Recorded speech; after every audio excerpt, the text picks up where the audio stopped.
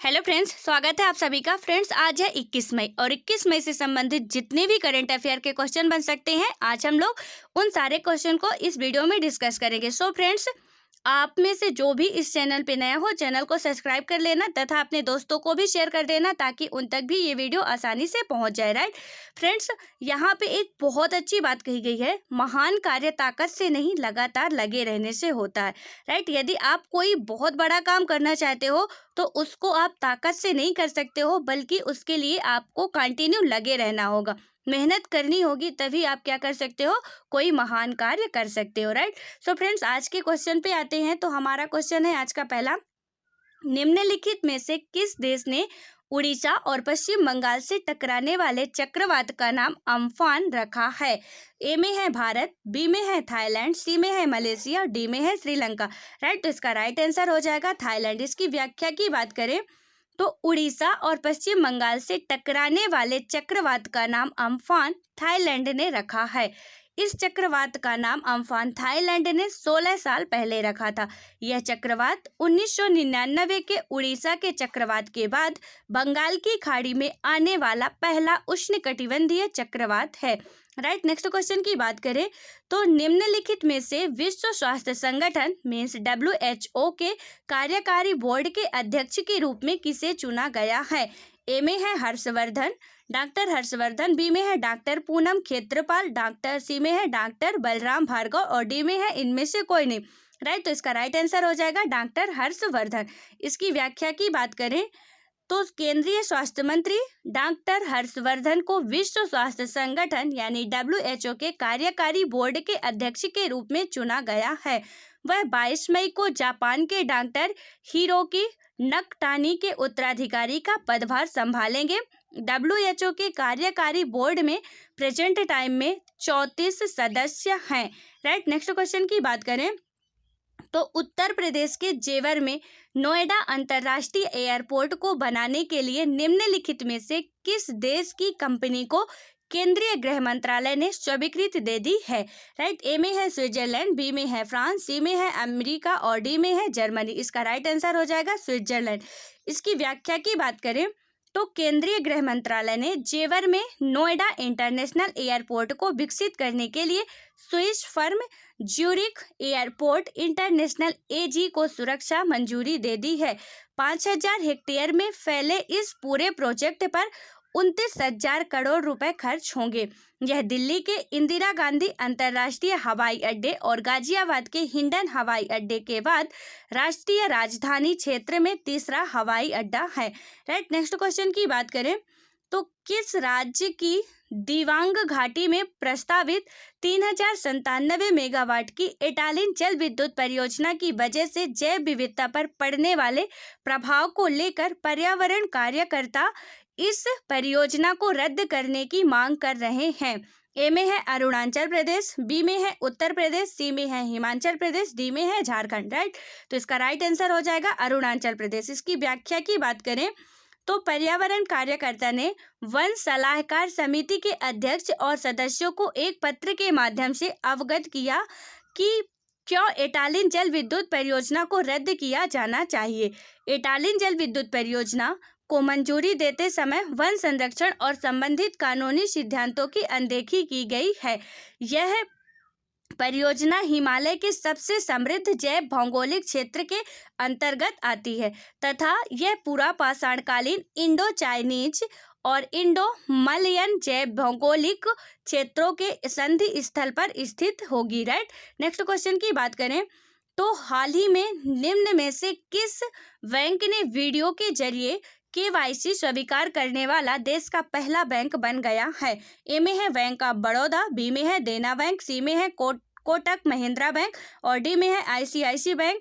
तो इसका right answer कौन सा हो जाएगा? कोटक महिंद्रा बैंक। इसकी व्याख्या की बात करें तो कोरोना वायरस संकट को देखते हुए प्राइवेट सेक्टर के कोटक महिंद्रा बैंक ग्राहकों के KYC के लिए अपनी तरह का एक नया प्रयोग कर रहा है।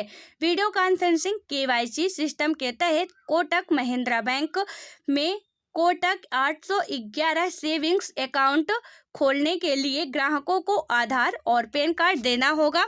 बैंक ने अपने आधिकारिक बयान में कहा है कि यह सुविधा केवल सेविंग अकाउंट्स के लिए पायलट बेसिस पर हो सकेगी। भारतीय रिजर्व बैंक ने जनवरी 2020 में know your customer means KYC मानदंडों में संशोधन करते हुए ग्राहकों को अनबोर्ड करने के लिए वीडियो आधारित KYC विकल्प पेश किया। कोटक खाता खोलने की प्रक्रिया में वीडियो KYC प्रक्रिया को जोड़ने वाला पहला बैंक है। राइट, नेक्स्ट क्वेश्चन की बात करें तो जियोलॉजिकल सर्वे ऑफ इंडिया के उभयचरों की 20 प्रजातियों को गंभीर रूप से लुप्तप्राय और कितने को लुप्तप्राय के रूप में सूचीबद्ध किया है। राइट, तो इसमें से कौन सा हो जाएगा? ए में है 50, बी में है 35, सी में है 40 और डी में है 45। तो इसका राइट आंसर हो जाएगा 35। इसकी व्याख्या की बात करें तो जियोलॉजिकल सर्वे ऑफ इंडिया ने अपनी वेबसाइट पर भारतीय उभयचरों की एक अद्यतन सूची पोस्ट की है जिसमें 20 प्रजातियों को गंभीर रूप से लुप्तप्राय और 35 को लुप्तप्राय यानी कि डेंजर्ड और 20 को क्रिटिकली डेंजर के रूप में सूचीबद्ध किया है। गंभीर रूप से संकटग्रस्त उभयचरों में केरल, महाराष्ट्र और कर्नाटक के पश्चिमी घाटों में पाए जाने वाले मेंढकों की कुछ प्रजातियां और उत्तर पूर्व की कुछ पहाड़ियों में शामिल हैं। राइट, नेक्स्ट क्वेश्चन की बात करें तो नाबार्ड ने हाल ही में खरीफ और प्री मानसून संचालन के लिए कितने करोड़ रुपए के फंड जारी किए हैं?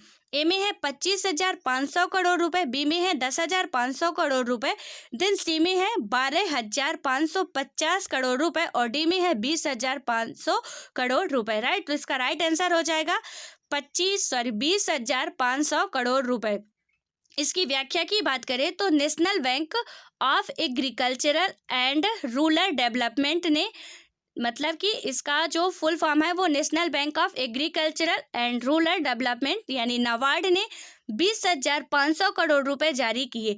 यह फंड सरकारी बैंकों और क्षेत्रीय ग्रामीण विकास बैंकों यानी आरबीआई के लिए फ्रंट लोडिंग संशोधनों के रूप में कार्य करेगा। खरीफ संचालन में किसानों की मदद करने और उनकी प्री मानसून तैयारियों के लिए यह धनराशि जारी की गई है। आवंटित राशि में से 15,200 करोड़ रुपए सहकारी बैंकों के माध्यम से और 5,300 करोड़ रुपए आरबीआई के माध्यम से प्रदान किए जाएंगे। राइट, नेक्स्ट क्वेश्चन की बात करें तो हाल ही में किस देश ने फिलिस्तीनी शरणार्थियों के लिए आर्थिक सहायता का योगदान दिया है? ए में है नेपाल, बी में है भारत, सी में है बांग्लादेश, डी में है पाकिस्तान। तो इसका राइट आंसर हो जाएगा भारत। इसमें व्याख्या की बात करें तो फिलिस्तीनी शरणार्थियों के लिए काम कर रहे संयुक्त राष्ट्र एजेंसी ने भारत के इस योगदान की सराहना की है, विशेषकर तब जब दुनिया महामारी के संकट से जूझ रही है। भारत सरकार ने संयुक्त राष्ट्र रिलीफ एंड वर्क एजेंसी को $2 मिलियन की सहायता मुहैया कराई है। फिलिस्तीनी शरणार्थियों के कल्याण के लिए काम करने वाली संयुक्त राष्ट्र की एक एजेंसी को यह योगदान भारत सरकार ने शिक्षा व स्वास्थ्य सहित मुख्य कार्यक्रमों और सेवाओं के लिए संयुक्त राष्ट्र राहत एवं निर्माण एजेंसी को दिया है। राइट, नेक्स्ट क्वेश्चन की बात करें तो हाल ही में भारत के वैज्ञानिकों ने बायोडिग्रेडेबल ऑर्थोपेडिक प्रत्यारोपण यानी कि इम्प्लांट के लिए एक मिश्र धातु का विकास किया है। इस मिश्र धातु में है तो ए में नहीं, पहला है आयरन, बी में है मैग्नीशियम मीन्स दूसरा स्टेटमेंट है मैग्नीज और तीसरा है जिंक।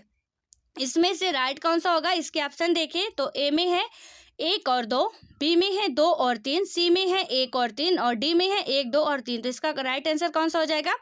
1, 2 और 3। इसकी व्याख्या की बात करें तो international advanced research centre for इसमें है international advanced research centre for powder metallurgy and new materials यानी कि ARCI और Shri Chitra Tirunal institute of medical sciences यानी कि STTI MST तिरुवनंतपुरम के ने मिलकर नई पीढ़ी की मिश्र धातु का विकास किया है। यह मिश्र धातु लौह, मैग्नीज और जिंक और अन्य बहुलक आधारित है। इस मिश्र धातु का उपयोग बायोडिग्रेडेबल ऑर्थोपेडिक प्रत्यारोपण मीन्स इम्प्लांट और स्टेंट बनाने के लिए किया जाएगा। राइट। इस नेक्स्ट क्वेश्चन की बात करें तो हाल ही के दिनों में चर्चा में रहे ई नाम पोर्टल संबंधित है। ए में है कृषि उत्पादों को ऑनलाइन बेचने से, बी में है कोविड-19 से बचाव से, और डी में है आधार डेटा में संपादन से, डी में है गरीब कल्याण योजना से। राइट। तो इसका राइट आंसर हो जाएगा कृषि उत्पादों को ऑनलाइन बेचने से है। राइट। इसकी व्याख्या की बात करें तो ई नाम यानी कि नेशनल एग्रीकल्चर मार्केट का संक्षिप्त रूप है। किसानों के लिए अपने फसलों को ऑनलाइन बेचने के लिए यह एक व्यापार पोर्टल है। प्रधानमंत्री नरेंद्र मोदी ने 2016 में ई नाम की शुरुआत की थी। यह पोर्टल www.enam.government.in पर उपलब्ध है। मीन्स www.enam.government.in पर उपलब्ध है। राइट। तो ये रहे आज के 10 important question. So friends, I think आपको सारे क्वेश्चन समझ में आ गए होंगे। सो मिलते हैं नेक्स्ट वीडियो में। तब तक के लिए पढ़ते रहो, खुश रहो और अपनी पढ़ाई को कंटिन्यू बनाए रखो तथा अपनी सेहत का भी बहुत अच्छी तरीके से ध्यान रखो। राइट। धन्यवाद।